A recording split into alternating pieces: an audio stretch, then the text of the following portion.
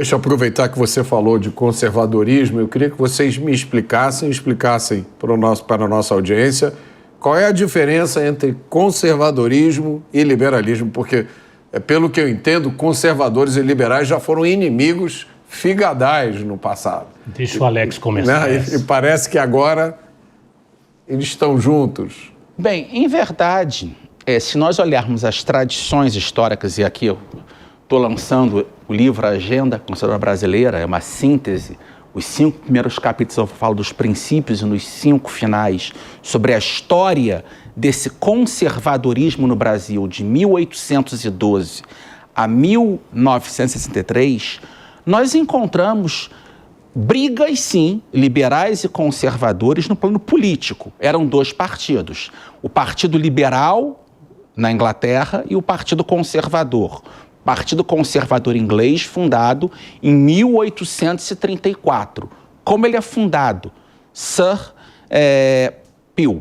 Robert Peel, discípulo do Duque de Wellington, que derrotou Napoleão Bonaparte. Ele une os Tories, ou seja, os políticos fiéis à coroa, com a facção moderada liberal contrária à Revolução Francesa, os discípulos de Burke. Então, são os discípulos de William Pitt, ministro conservador, e de Edmund Burke, o político liberal, mas contrário à Revolução Francesa, forma o Partido Conservador.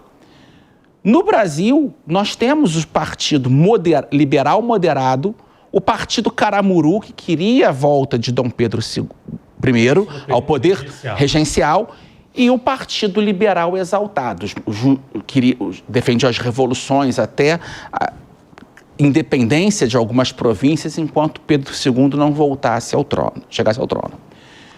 Quando Pedro I morre, em 34, os caramurus se unem a uma facção liberal moderada. Em 1837, vem, Bernardo Vasconcelos, o regresso conservador. Ou seja, vamos voltar a defender as instituições monárquicas no Brasil contra essa experiência republicana. E aí se fundiu 2 partidos, o liberal e o conservador, 1837 a 1839. Tiveram brigas no parlamento? Tiveram. Só que a troca foi muito grande. Um dos grandes ministros liberais, Zacarias de Góes e Vasconcelos, o principal teórico liberal do poder moderador, é um conservador que se tornou depois liberal. O Marquês de Olinda, o regente conservador do regresso, primeiro-ministro, 4 vezes, 2 pelo Partido Conservador, 2 pelo Partido Liberal. Ele foi um liberal que entra no Partido Conservador, depois vai para a fileira da Liga Progressista e se torna um liberal. Então, a mudança de partidos, eles eram inimigos em termos partidários, mas em termos doutrinários, tanto liberais quanto conservadores no Império eram muito próximos. Eles tinham variáveis nas agendas algumas coisas, só que eles defendiam ordem, liberdade, justiça. Existia uma agenda comum e ambos os partidos, como o professor Antônio Paim ressalta, Estado brasileiro, ambos os partidos estão dentro da base liberal defendendo o sistema representativo. E aí, na prática, mediante questões específicas que tem essas divisões, essas brigas. Então, minha defesa, o conservadorismo, existem conservadorismos, desde vertentes mais tradicionalistas, antiliberais, até vertentes mais liberais. Então, assim como nós falamos de vertentes do liberalismo, existem vertentes do conservadorismo. E algumas das vertentes conservadoras muito próximas do liberalismo. Eu complementaria dizendo o seguinte: infelizmente, na discussão política, a gente experimenta muitas polissemias. A mesma palavra é usada para coisas diferentes, para significar coisas diferentes. Não só na discussão política, mas a língua funciona dessa forma. A palavra conservadorismo, o Alex diz isso brilhantemente nas notas lá do A Política da Prudência, do Russell Kirk, a tradução para o português que foi publicada no Brasil. A palavra começou a ser usada na França para se referir a uma tentativa de promover exatamente um diálogo entre o passado, o presente e o futuro, buscar assentar a ordem, parar o carro revolucionário, que a França continuou por muito tempo, depois de 1789, uma bagunça, e se referia a autores diversos que de alguma maneira foram influenciados por Edmund Burke e a sua crítica à Revolução Francesa. Só que Edmund Burke era um Whig, como eu falei antes, né? Ele pertencia ao partido que molda as bases do liberalismo como nós o conhecemos. Então ele era um liberal, só que crítico à Revolução Francesa. A Hayek vai dizer que Burke foi um dos maiores liberais de todos os tempos. E a crítica que ele faz à Revolução, os argumentos que ele usa para criticar a Revolução, vão ser usadas tanto por outros liberais que aderem a essa sua flexão conservadora, quanto por autores que, como disse o Alex, são antiliberais. Aí a gente vai ter na Alemanha do século XIX, por exemplo, um partido conservador alemão, não tinha nada de liberal, absolutamente zero de liberalismo ali. Ao passo que no Reino Unido e no Brasil, os conservadores são uma divisão dos liberais. Como ele bem ressaltou, o grupo dos liberais moderados na regência, o período que sucede à abdicação de Dom Pedro I, em que nós não temos um imperador em vigência.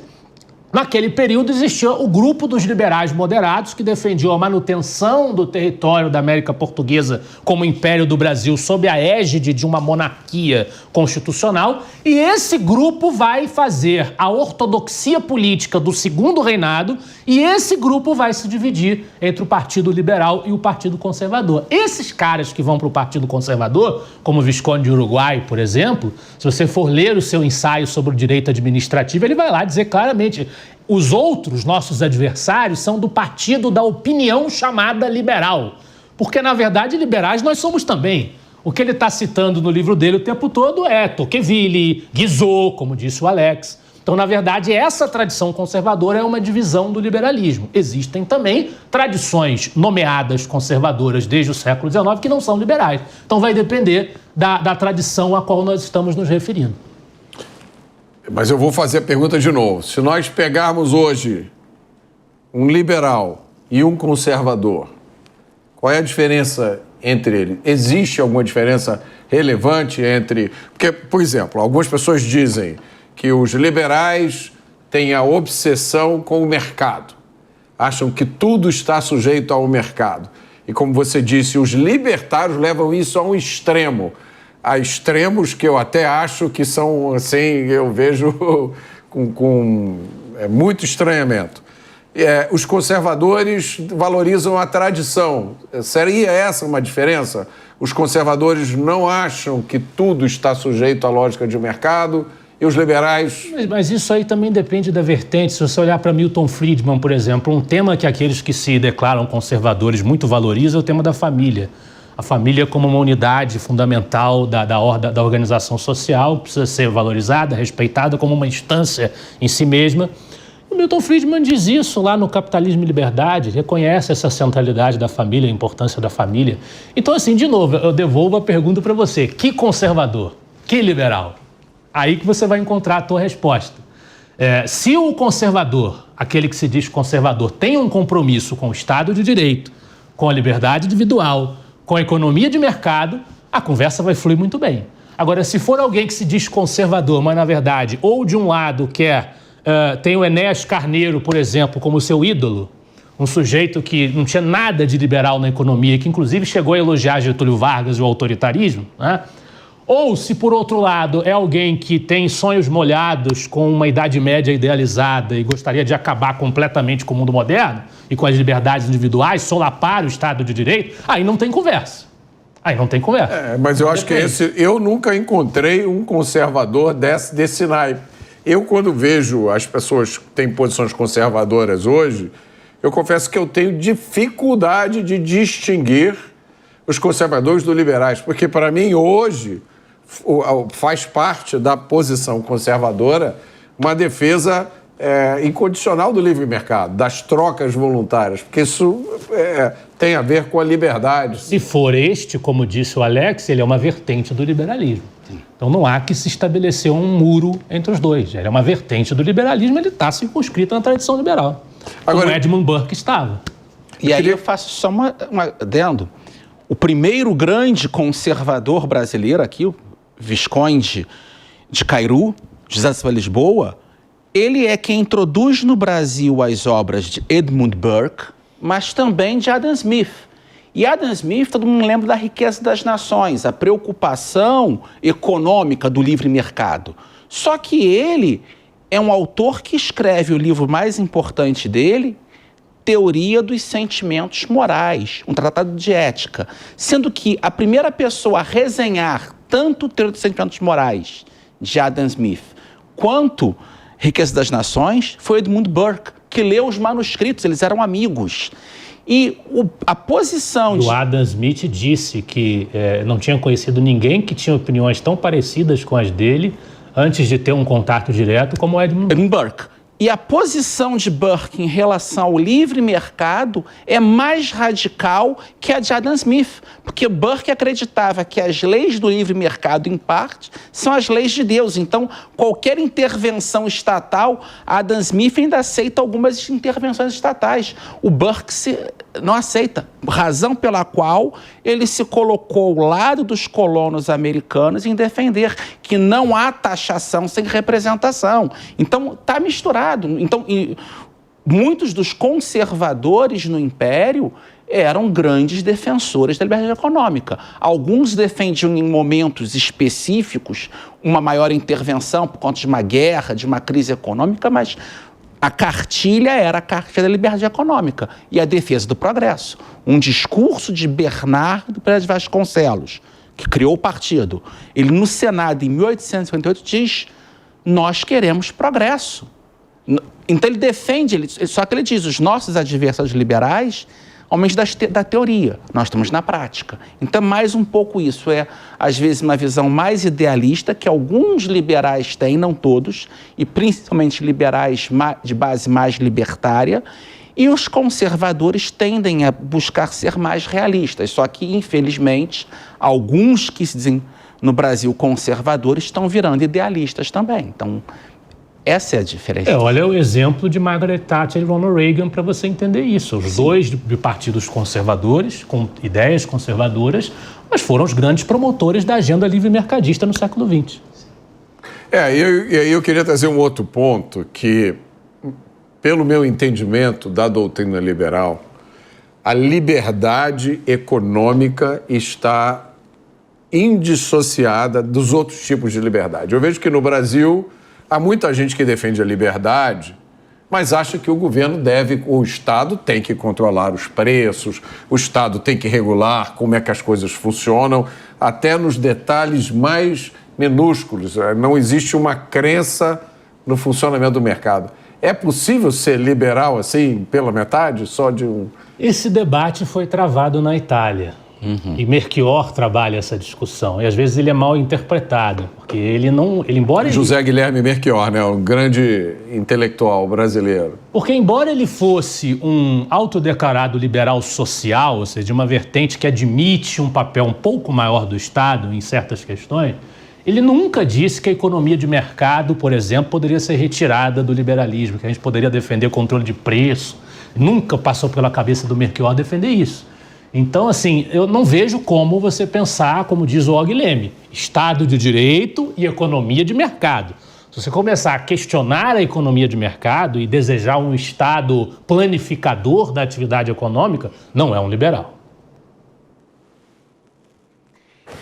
Nesse livro aqui, da Clicanduyeli, de todos os autores homenageados, o único que eu não conheci pessoalmente foi o Melchior.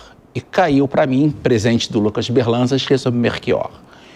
E o Melchior, ele diz, e eu aqui ressalto isso, dessa importância de que os liberistas, como ele chamava, ou seja, os defensores dessa liberdade econômica, estejam mais atentos para as pautas sociais. Tanto liberais quanto conservadores no século XIX foram os grandes promotores de pautas sociais. Então nós temos que voltar a trabalhar isso. A esquerda está monopolizando pautas que são liberais e conservadoras. Ajudar os pobres, meio ambiente. É importante nós recuperarmos essas pautas. E, ao mesmo tempo, os defensores de um liberalismo social, ou seja, que estão mais preocupados com esse bem-estar das pessoas, precisam compreender que só é possível bem-estar social com desenvolvimento econômico. Essa é a visão do Melchior, essa é o que a vertente de liberais sociais no Brasil, como Antônio Paim, o Biratã Borges, vão defender. E próprios liberais mais liberistas, Donald Stuart Jr., Og Francisco Leme, estavam preocupados com questões sociais. Donald já escreveu um livro que ele tem programas de como resolver os problemas no Brasil, na política, na educação, na saúde. Então, existem pautas práticas que devem ser tomadas. O IEL recentemente colocou no ar, está no site agora, todo um material produzido no passado com propostas de leis alternativas e críticas e visões e de políticas públicas que podem levar o Brasil, na prática, a um caminho mais liberal. Então, a gente tem que ter esse trabalho. As ideias são importantes, mas nós temos que trabalhar para que essas ideias sejam transformadas em políticas públicas, principalmente no nível municipal. É mais fácil mudar a lei de um município do que modificar a lei de um país.